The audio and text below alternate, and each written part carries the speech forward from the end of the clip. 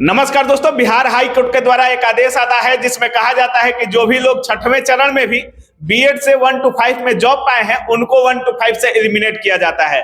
अब जरा सोचिए कि लगभग 22,000 बीएड धारी शिक्षक जो बन चुके थे उनको एलिमिनेट कर दिया जाता है और 4 साल 5 साल नौकरी करने के बाद अगर किसी को पता चले कि हमारी जॉब खत्म हो चुकी है तो उसकी रातों की नींद की क्या हालत होगी आप समझ सकते हैं। और ऐसे 22,000 घरों में अभी लोगों के मुंह में निवाला तक नहीं घुस पा रहा है, क्योंकि जॉब जो हो चुका था, जो 4 साल 5 साल लोग योगदान दे चुके थे, कहीं ना कहीं उनकी जॉब समाप्त हो चुकी है। और इस पूरे मुद्दा पर बात करने के लिए हमारे साथ दरोगा गुरु रहमान सर हैं। सर हर मुद्दे पर बेबाकी से अपनी आवाज को रखते हैं, शुरुआत से शिक्षक हो, दरोगा अभ्यर्थी हो, बिहार पुलिस वाले हो, बिहार एसएससी वाले हो, हर मुद्दा पर सर ने आवाज उठाया है। तो इस मुद्दा पर क्या कुछ हो सकता है, क्या कुछ नहीं हो सकता है, तमाम बातों को जानेंगे। वीडियो के अंत तक बने रहिएगा। सबसे पहले सर स्वागत है आपका। धन्यवाद धन्यवाद सर, जिस तरह से देखा जाता है आपके पास भी इतने भारी संख्या में कैंडिडेट पढ़ते हैं सर, तैयारी करते हैं, 4 साल 5 साल तैयारी करने के बाद किसी का जॉब होता है सर,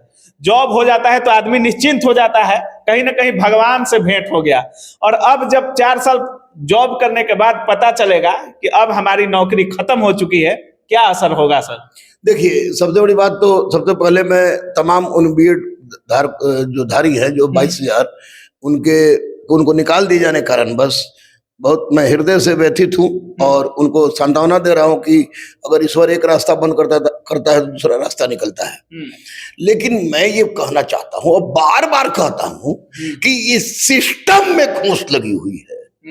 सिस्टम, जब आप परीक्षा कंडक्ट करा रहे हैं, आप परीक्षा ले रहे हैं और उसमें आपको परीक्षा लेने क्रम में आपके पास लीगल एडवाइजर है, आपके पास सचिव है, आपके पास प्रधान सचिव है, तो वैसी परिस्थिति में क्या आपको ये नहीं लगता है कि जब आप कोई परीक्षा ऑर्गेनाइज करें तो उस परीक्षा के बारे में ये सोचें कि इस परीक्षा का भविष्य क्या होगा, इस परीक्षा का वर्तमान क्या है, इस परीक्षा से संबंधित कोई और समस्या थी, है या हो सकती है, उस आधार पर सरकार को विज्ञापन निकाल के परीक्षा अगर ली जाती तो निश्चित रूप से 22,000 परिवार, 22,000 बच्चे नहीं, 22,000 परिवार जो बिलख रहा है आज नहीं बिलखता।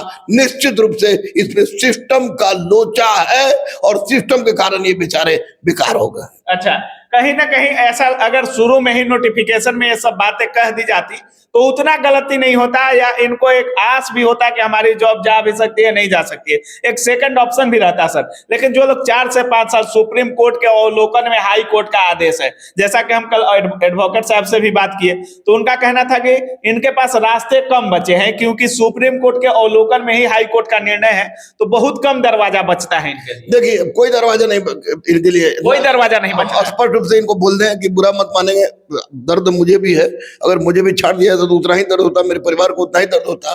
देखिए, सुप्रीम कोर्ट का डिसीजन और उस डिसीजन को हाई कोर्ट के द्वारा यह कहना कि माननीय सुप्रीम कोर्ट के अवलोकन में दिया गया डिसीजन है, उसके बाद बच्चों के पास चांस का बचता है। अंतर्राष्ट्रीय न्यायालय जाएंगे, अंतर्राष्ट्रीय न्यायालय जाएंगे, राज्य सरकार हाथ खड़ा कर देगी कि हाई कोर्ट, सुप्रीम कोर्ट का आदेश है। तो वैसी परिस्थिति में मैं बच्चों से कहूंगा कि निराश तो होंगे ही, निराश मत होइए, लेकिन इतना मान के चलिए कि अगर आप किसी तरह का ताम झाम नंद फन देवानंद करते हैं तो ये मान लीजिए कि आपकी नियुक्ति अब नहीं होने जा रही है जब तक सुप्रीम कोर्ट कुछ ऐसा फैसला स्वयं न दे दे, क्योंकि अब किसी के पास ऐसी औकात नहीं। पुनर्विचार कर सकता है सर क्या? बिल्कुल, सुप्रीम कोर्ट अभिलेखीय न्यायालय है और अभिलेखीय न्यायालय को पुनर्विचार करने का पूरा अधिकार है।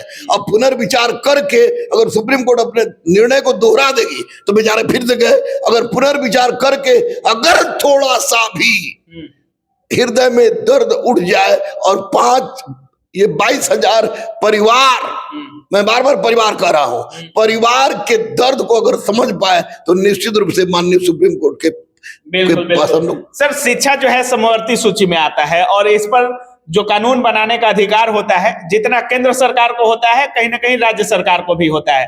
तो एक समवर्ती सूची के विषय पर क्या राज्य सरकार भी इसको गंभीरता से लेकर अपने राज्य के लिए कुछ अलग कानून बना सकता है क्या? देखिए, अलग कानून राज्य सरकार बना सकती है कब वो परिस्थिति होती है।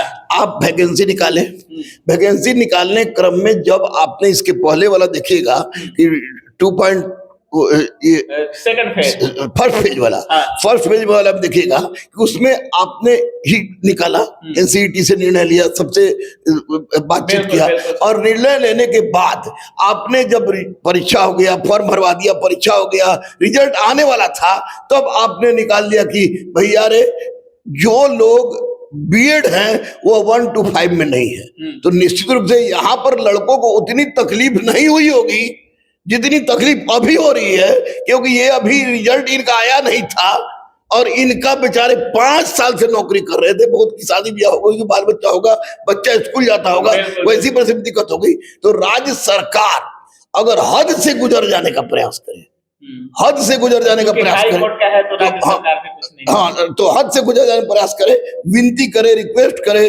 बोले कि 5 साल की नौकरी हो गई है, इनको राइट टू लाइफ एक अधिकार होता है, राइट टू लाइफ के अधिकार, इनको भी जीने का अधिकार दे दीजिए, क्योंकि बहुतों की उम्र खत्म हो गई है, बहुत बेचारे फ्रस्ट्रेट हो गए हैं। ये भी हो सकता है क्या कि ये जो निर्णय आया है इसको अगर राज्य सरकार कहे तो इसको अगले चरण से इसको लागू हो। देखिए एक बात मैं बता दूं कि 2009 के दरोगा की बहाली में 160 ऐसे लड़के जो कि अयोग्य थे, वह आयोग के गलती के कारण चले गए ट्रेनिंग सेंटर में। अब उस 160 लड़के जब अयोग्य चले गए और जो योग्य थे बाहर आ गए, जो बाहर वालों ने केस किया तो हाई कोर्ट से हार गए। हाई कोर्ट से हारने के बाद वो लोग सीधे गए सुप्रीम कोर्ट। तो सुप्रीम कोर्ट ने कहा कि जो 160 लोग गलती से गए हैं ट्रेनिंग सेंटर में, उसमें उन बच्चों की कोई गलती नहीं है, ये गलती आयोग की है। इसलिए लोगों के जीने के अधिकार को ध्यान में रखते हुए 160 लड़कों को वहां रहने दिया जाए। अच्छा। और रोस्टर मेंटेन करते हुए 160 जो योग्य हैं उनको भी भेजा जाए, जिसके चक्कर में 629 हो गया। अगर ऐसा होता है, ऐसा बहुत अहोभाग होगा, बहुत बड़ी बात होगी, और ऐसा हो सकता है, ऐसा हो सकता है। अच्छा। अगर सुप्रीम कोर्ट में कहा जाए राइट टू लाइफ के अधिकार का, राइट टू लाइफ के अधिकार के तहत अब राज्य सरकार कितनी सीरियस होती है। अच्छा। और ये बेचारे जो है वो पुनर्याचिका के लिए जाते हैं सुप्रीम कोर्ट में, आज संपूर्ण पुराना लेके 2009 के दरोगा वाला भी पूरा फाइल लेके कि सर इस बार माफ कर दिया जाए, तो हो सकता है कि सुप्रीम कोर्ट पुनर्विचार कर सकती है। अच्छा सर, कहा जाता है जिस तरह से इसमें से 22,000 के आसपास बीएड वाले बाहर हो गए हैं सर, लेकिन अब उनका अब कहना है कि 22,000 डीएलएड अभ्यर्थी 1 to 5 में फिर से भर्ती किया जाएगा सर, इस पर क्या बोलना? ये सुप्रीम कोर्ट बोला है, नहीं शायद हाई कोर्ट का फैसला है। हाई कोर्ट का फैसला है तो खैर भर्ती इनको करना पड़ेगा। हाँ। लेकिन हमको देखिए सिस्टम पर इसलिए हमको लोचा लगता है कि आपने पूरक रिजल्ट के बारे में, सप्लीमेंट्री रिजल्ट के बारे में आपने कहा था कि हम 20,000 से ज्यादा देंगे, दिए 4700 लॉलीपॉप थमा दिए। तो अब ये हाई कोर्ट के आदेश को कब, कितना जल्दी मान के इन 22,000 लड़कों के लिए 6 to 8 में इनकी नियुक्ति करा दी जाती है। 1 to 5 में 1 to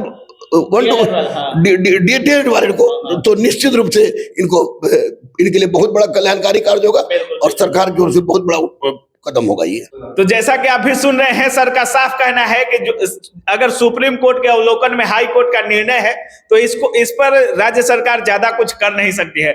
जिस तरह से 22,000 डीएलएड अभ्यर्थियों को उनके सीटों के एवज में भरने की बात की जा रही है, उस पर भी रहमान सर कह रहे हैं कि सप्लीमेंट्री रिजल्ट की बात की गई थी, लेकिन 4700 सप्लीमेंट्री रिजल्ट देकर उनको लॉलीपॉप थमाया जा रहा है। तो क्या ऐसा माना जा सकता है कि 22,000 सीटों पर भर्ती होगी? बाकी आप क्या कुछ सोच रहे हैं इस पूरे वीडियो के बारे में अपनी राय कमेंट सेक्शन में जरूर रखिएगा। आप देख रहे थे काबिल न्यूज। जय हिंद।